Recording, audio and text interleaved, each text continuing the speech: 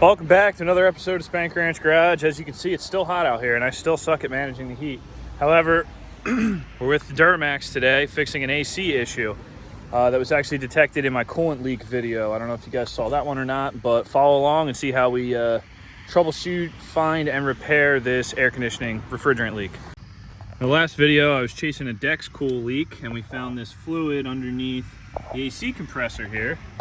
The fan was blowing around and getting all over the belt and stuff, so we figured it was a coolant leak. However, it's not. Happened to be looking under here for something else and noticed, see if we can get this to bubble up here. See that?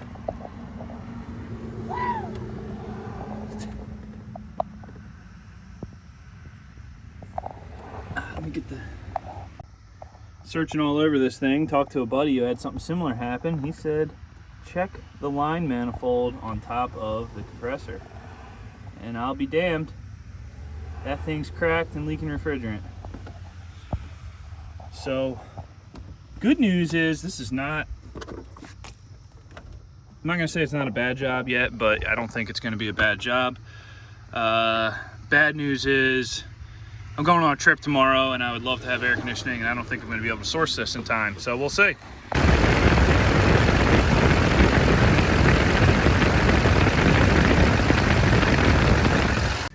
First things first, evacuate your system, check, make sure your pressure's down to 0. Do it in whatever way you feel fit, whatever way your president will be happy with. Off of here.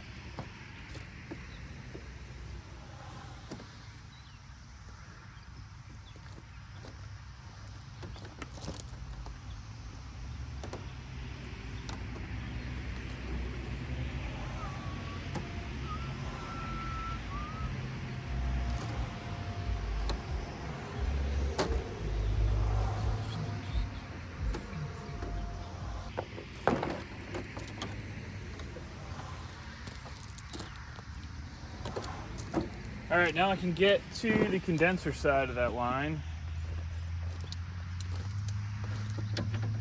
13 millimeter O-ring flange.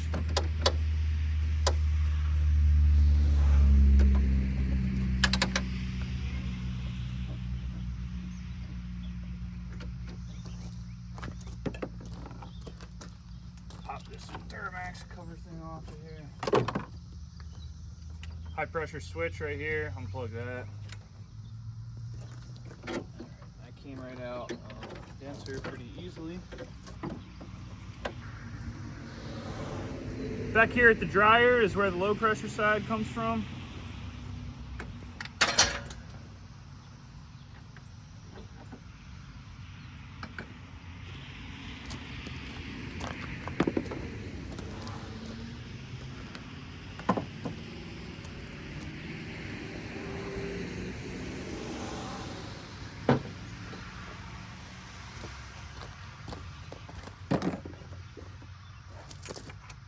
And then you got a 15 right on top of the compressor.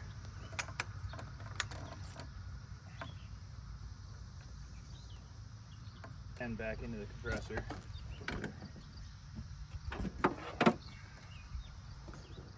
So this is a very easy assembly to remove. Literally takes 5 minutes. Unfortunately, it's not in stock anywhere and I'm not gonna be able to get anything for a while. So I'm gonna do some stupid stuff to try to weld this back together. Get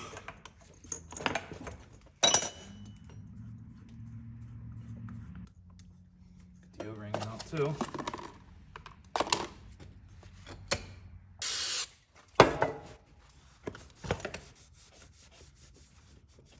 See right here where they welded this line to this manifold.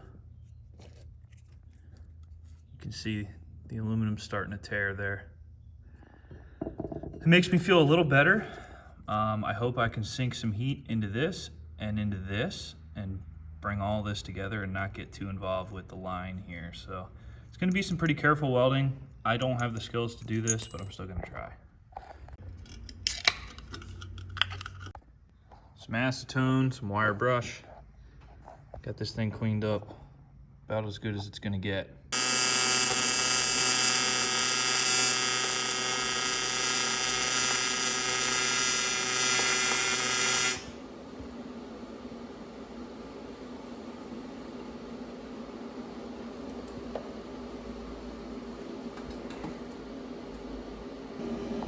I'm actually really impressed that I was able to lay some bead. I mean, it's not a pretty one, but I was able to do it on this super tin metal here. I'm gonna run this up a little further, run it back the other side, and I think we're good.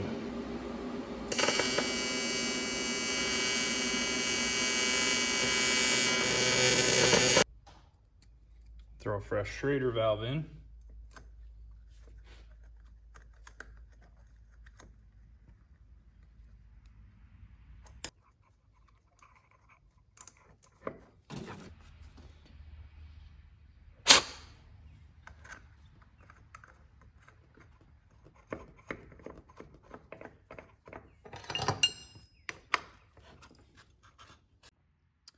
I'm no Instagram welder, but I'm not ashamed of them either. Because it works, and I'm here to make things that work, not here to make things that look nice.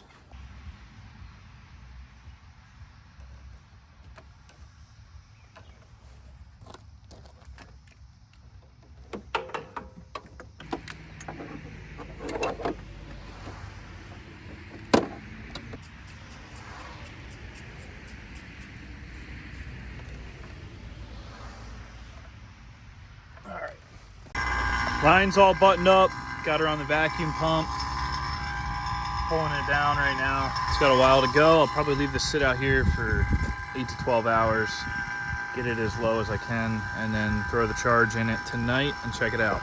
All right, I've had this pulling down for about 7 hours. Cap everything off now.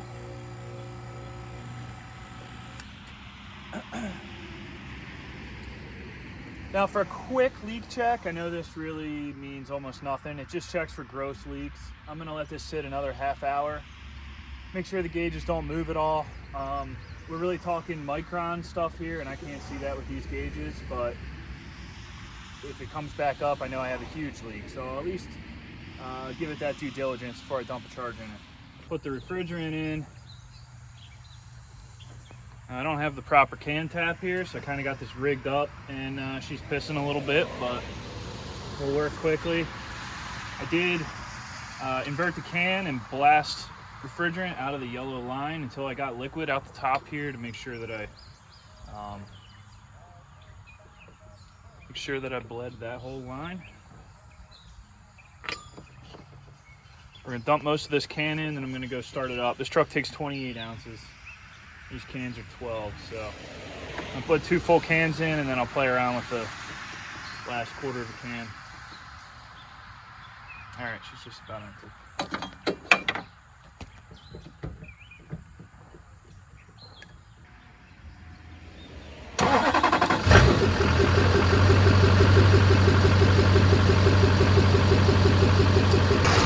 So with just 1 can in, you can watch the compressor cycle and watch it kick out on a low pressure switch, which you'll see it next cycle.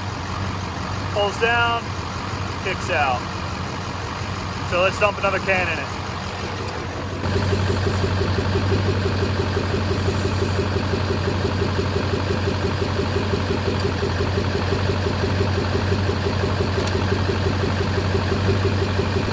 See the head pressure coming up.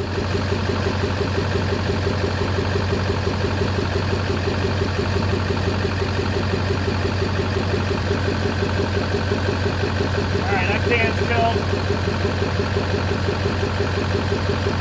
So here we are at 70 degrees ambient temperature, 90% humidity.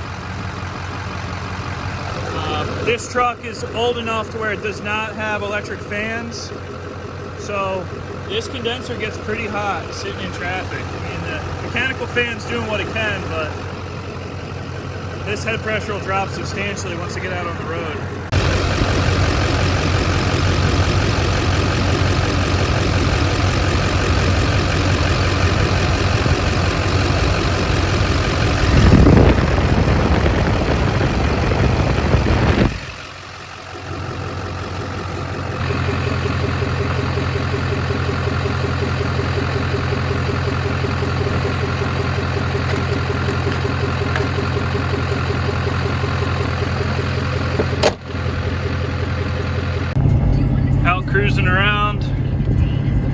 We are looking at 45, 43 degrees out of the vent here at 45 miles an hour.